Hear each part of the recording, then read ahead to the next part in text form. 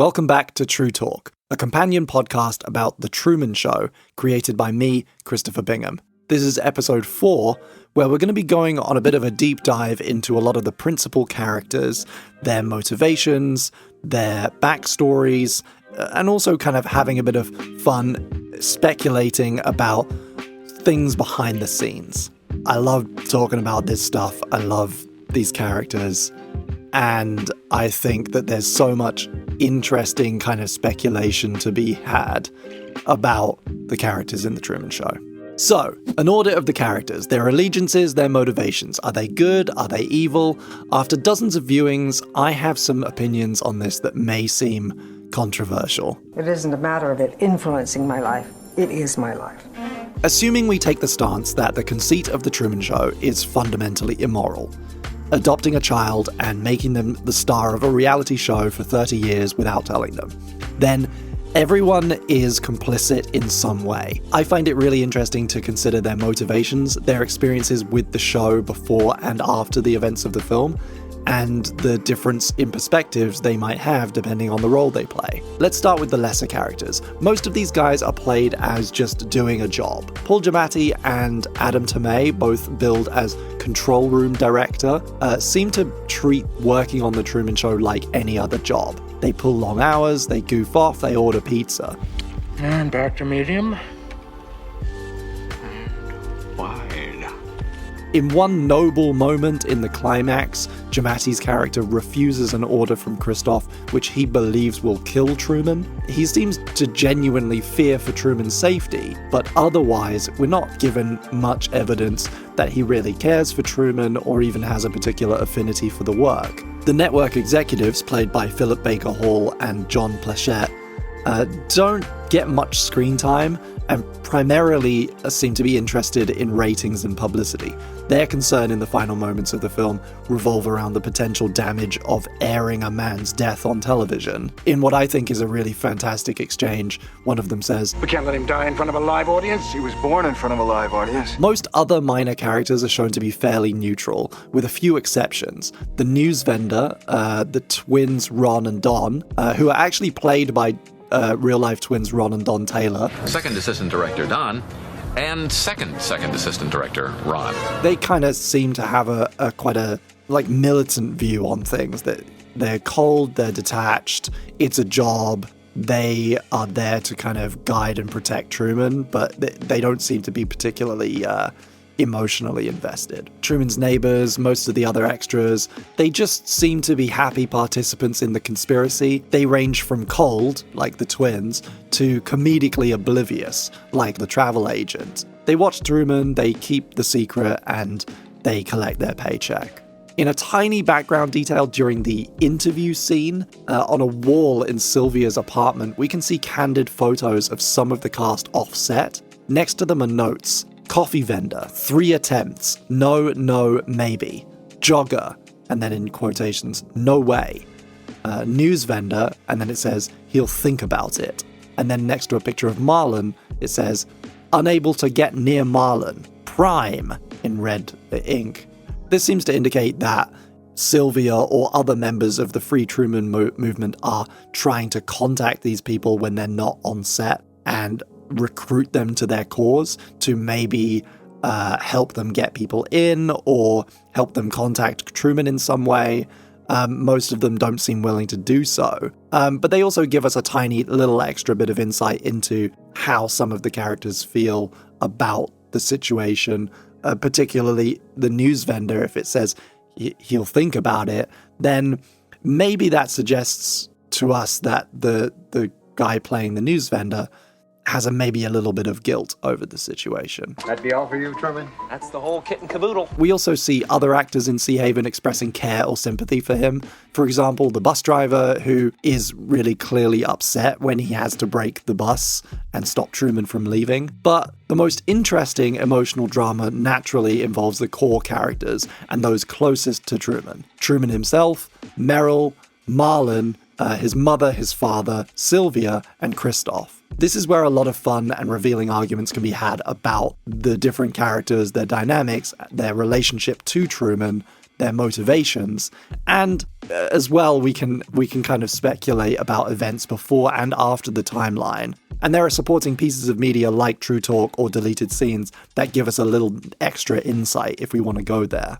Let's start with Christof and move inwards. We've already talked a lot about him, his ego, his controlling nature, his fatherly relationship to Truman. He's easy to see as a villain, but I don't think that's quite correct. I think he believes that he knows what's best for Truman. I think he genuinely loves Truman and is possessive of him. He's clearly narcissistic, but he's also described as reclusive. He's driven and he's amoral, but on repeat viewing, something about Ed Harris' performance just gives him this depth of sadness, which I think makes him sympathetic. When I watch The Truman Show nowadays, I feel sad for Christof in a lot of ways. I don't feel angry, and I don't feel like he is I don't by any means think he's a kind of two-dimensional villainous despot. I think he has layers, and I think he really does love Truman in his own kind of fucked up way. It's been an overwhelmingly positive experience.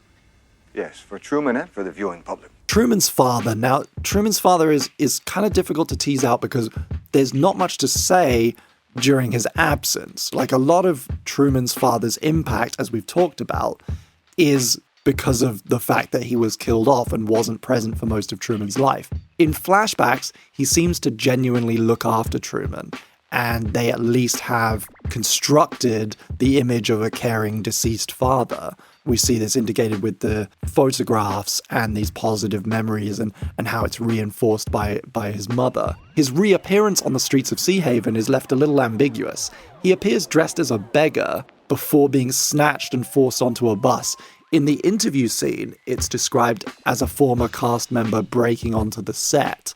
And Christof seems to acknowledge this, but he doesn't really go into detail. The first intruder to be a former cast member. A dead one at that. It irks me a little bit because his motivation for breaking onto set doesn't seem to be to spill the secret like the others. For a long time, I believed he broke back on just to see Truman again, or maybe in an attempt to get his job back, to force their hand. But more recently, I've started wondering if the whole thing is staged from the beginning by Christof. The theatricality of the beggar outfit and the bus incident playing into Truman's growing paranoia so that he can fix it all by having Dad come back.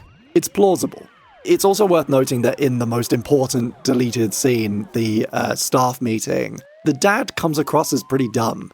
He's just happy to be there. He has a little comic relief moment where he's like eating a pudding cup and not really paying any attention. This would suggest that he's maybe not smart enough to have orchestrated a break-in. Let's talk about Meryl. Again, this character's deceptively simple. I believe Meryl's motivations are fairly clear-cut. She is an actress who considers herself fairly important and/or talented. She is doing a job that she has a kind of professional detachment from, or at least likes to think she has a professional detachment from. She doesn't love Truman, or even really like him, but suffers for the role. For Meryl, there doesn't seem to be any ethical dilemma, she's just very self-serving. It's a testament to Laura Linney that Meryl's performance is so sugary sweet and kind of stilted while also betraying a kind of hatred for Truman. Her mouth says one thing and her eyes say another. This kind of resentment seems to be reinforced again in Trutalk, which shouldn't be treated as canonically as like part of the film, but it's interesting to look at. There's a kind of extended sequence of interview sections in Trutalk with Meryl, Meryl out of character, talking about her work on the show. And they talk about how she's rich, she's one of the richest women in the world. It's been reported that Christof is, in fact, resentful of the enormous amount of money you've made off the show. I think ranking you as the third richest woman in the world, right behind the Queen of England and Oprah Winfrey. Forgive me for correcting you, but I just eclipsed Her Majesty last month. A lot of the characters in Trutalk, herself included, kind of express this feeling of being trapped. So that kind of adds to this idea of resenting Truman in a very real way. When she shares the screen with Truman's mother, and I'm thinking about the photo album scene, it feels almost like they're trying to upstage each other. And maybe that's, I talked in a previous episode about how similar they are and how weird that might be for Truman, or how maybe deliberate that is on the part of Christof. But it feels like they are both kind of trying to make it a bit about them, when really it's all about Truman. Thank you, cast. May I have your attention, please? We don't have a lot of time, so let's get on with it. In the deleted cast meeting scene, which would have followed Truman's breakdown, she can be seen in this melodramatic neck brace, which suggests to me that maybe she's trying to sue the studio, or at least get some sympathy for all this trauma that she's been through. And they specifically mention that she's leaving the show in that deleted scene. Regrettably, I also have to inform you that Hannah has chosen not to renew her contract. I'm sure we can all respect her reasons. So for me, Meryl is kind of neutral. She's self-serving. She doesn't like Truman, but she never actively tries to harm him. She just tries to look after herself and her interests and her career. Now, Truman's mother. The character is played with this deliberate kind of old theater vibe, very ostentatious, very self-involved. Her wardrobe is over the top. She seems to be the kind of epitome of the prestigious aging actress. And this tracks if you try to imagine the beginnings of the show. And this is me speculating a little bit. I acknowledge that some of this is speculation. But if you think about the beginning of the show, when Truman was a baby, he didn't do much. He wouldn't have been doing much. The parents would have been the main characters. It makes sense that they would cast someone with experience and chops, maybe even someone already famous. And actually, I had this confirmed for me when I watched Trutalk. In the role of Truman's mother, Christof cast the popular daytime actress Alanis Montclair. For a long time there, she would have been the star of the show. In a way, it would have been as much about her as about Truman. She would have had a lot of screen time, a lot of freedom to do improv. And then as Truman gets older, she starts losing her spotlight.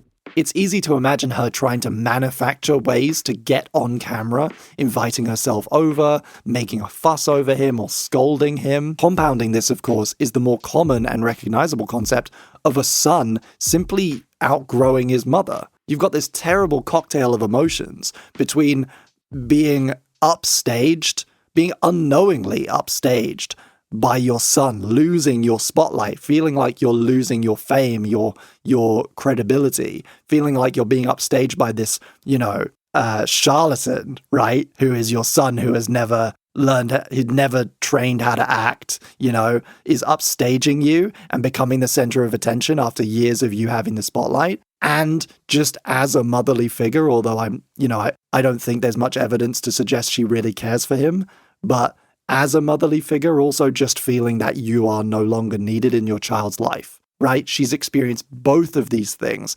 happening for decades and has come to resent him. The Truman Show has been my whole life. It isn't a matter of it influencing my life. It is my life. After dozens of viewings of this film, I've come to believe that Truman's mother hates him. Think about the scene right after Truman sees his father in the street. He goes to speak to his mother, and she says unforgivable things to him. Like, other people harm him out of necessity or because they are told to, and some of them, like Marlon, who we're going to get to, feel really bad about it. Her tone, the way she reinforces his guilt, and the mention of blame seems very, very deliberate. There's a particular line that I think this argument hinges on, and it's when she says, But I've never blamed you, Truman. And I don't blame you now. It's all done in this kind of sing-song, ambiguous tone that's clearly not trying to comfort him. It feels more like she's toying with him. She's playing with him. And she, more than anyone, would understand the pain this causes him, and she doesn't seem to care. Let's move on to Marlon, because there's a lot of things to say about Marlon. I love Marlon. I love Noah Emmerich. I think he's a fantastic performer. You should watch The Americans if you haven't. He's in it and he's fantastic. Marlon is, to me, the most painfully tragic character in the film, particularly when you consider in depth the fact that he has been involved since he was a child. I was completely oblivious. My mother simply said to me, you're going to go to a new school, and your name's going to be Marlon. And got to the school, and my mom said, that little boy over there, why don't you go over and be his friend? We know from the most important Marlon scene, the one on the bridge, that they have known each other since they were children, that they went to school together, and they're reminiscing over all these school stories and his summer jobs and getting sick and being off school. I've been your best friend since we were 7 years old, Truman. Marlon has been on the show since the age of 7 and has been Truman's best friend all that time, except it's a lie. I think this positions Marlon as having a very painful dual identity. He is at once Truman's closest friend and biggest betrayer. And I have no trouble believing that Marlon genuinely loves and cares for Truman. Aside from the fact that they would have a very real and natural bond, having known each other since that age, something Meryl wouldn't have, right? Because they met later in high school. There's also something very warm. There's a very warm quality to Noah Emmerich's performance. He has this endless patience for Truman. He anticipates his mood and responds to it. It seems to genuinely upset him when he's forced to lie or engage in emotional manipulation. One small bit of detail that helps to bolster this theory is on Sylvia's wall. I mentioned previously this wall of notes. Marlon, it says, like, he's important, he's the key, prime, right, in big red letters, suggesting to me that Marlon might be the key to freeing Truman. And they think that, like, Sylvia and others like her think that he is important and has a kind of weakness that can be exploited. Another is Marlon's defiance and anger in the deleted cast meeting scene. Christof discusses the plan for the show following the conception of Truman's child, saying that the network will switch to a 2-channel format. The network will be switching over to a 2-channel format to chronicle both lives. What happens when Truman and the baby are both on camera together? There will simply be duplicate coverage. Marlon replies with a clearly loaded question. So when Truman dies, we go back to the single-channel format, right? That will be all. Thank you. In the bridge scene, Marlon's biggest moment and arguably one of the best scenes in the whole film, Marlon gives an impassioned monologue to Truman where he lies right to his face about not being in on the conspiracy. It's a truly wrenching performance, given extra depth when it's revealed halfway through that he's simply repeating words being fed to him by Christof. And the last thing I'd ever do is lie to you. And the last thing that I would ever do is lie to you. After dozens of viewings, I choose to believe Marlon is genuinely in pain as he does this, and that when the words catch in his throat and he glances ever so slightly away on the line, "The last thing I'd ever do is lie to you," that's not acting, but a real expression of his character's guilt. In this moment, Marlon crosses over. He does something unforgivable. His role in the master plan is cemented for Truman. He's crossed a line and he knows it. And in fact, I think they both know it. And if you take a moment to speculate about the immediate aftermath of the film, the parts we don't see, where does Marlon factor in? He's lost his closest friend, whom he betrayed for 30 years. And he's also lost his life, his livelihood, his job. It's hard to imagine Truman forgiving him or even wanting to see him again once he understands the full scope of what has happened. Marlon's life, everything he has known since the age of 7, is over. So, pour one out for Marlon, I guess. And that brings us to Sylvia. I've left her till last because she's kind of a controversial character for me. It's easy to see her as a good guy, a love interest, and a force for good in the narrative of the film. This is partly down to the way that the movie makers want you to see her, and partly down to the magnetism of Natasha McElhone's performance. Everything I've ever seen her in, I just kind of can't help but sympathize with her and fall in love with her. She's great. But I worry that when you dig a little deeper, there isn't much substance there. In the interview scene, for instance, Christof criticizes her very directly. He says, "You think because you batted your eyes at Truman once, flirted with him, stole a few minutes of airtime with him to thrust yourself and your politics into the limelight, that you know him?" And all of this is more or less true, right? We see in that flashback Sylvia has ample opportunity to speak to Truman. If she wanted to, she could have explained it all to him in the library, or on the way to the beach, or on the beach, literally any moment before they're interrupted, but she doesn't. Instead, she seems genuinely attracted to him, or maybe, if you want to be super cynical, she just enjoys the attention. You can put this down to poor writing, of course. Maybe it's just a plot hole. Maybe she's just, so struck with love at first sight for Truman that she is blinded and it just, makes her stupid. Or you can take it to mean that maybe she's not as altruistic as she'd have you believe. If you choose the more cynical reading of Sylvia's character, at best, she becomes just another viewer, projecting her own beliefs and feelings onto Truman, feeling a kind of entrenched entitlement regarding him, but not really knowing him. One of my smaller criticisms of the film is that this angle could have been better explored. Sylvia has the potential to be a much more divisive character with just a few nudges here and there, but for most viewers, she will just be the love interest and/or savior for Truman, his long-lost love stuck behind the screen. But she doesn't know him or love him like Marlon does, for instance. This relationship is based on one idealized moment that happened when they were teenagers. They are both kind of projecting onto each other and holding each other up as this symbol, as this mission, which ultimately isn't healthy. In closing, it's worth mentioning the dynamic of the audience cutaways.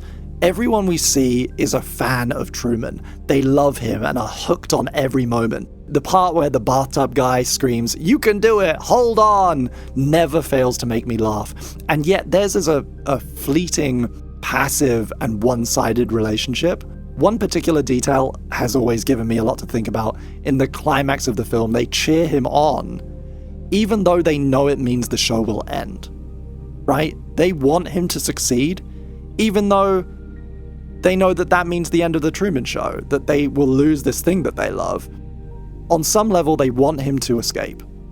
They understand, despite the intentions of Christof, that this is the end of his journey, and celebrate when it's finally over.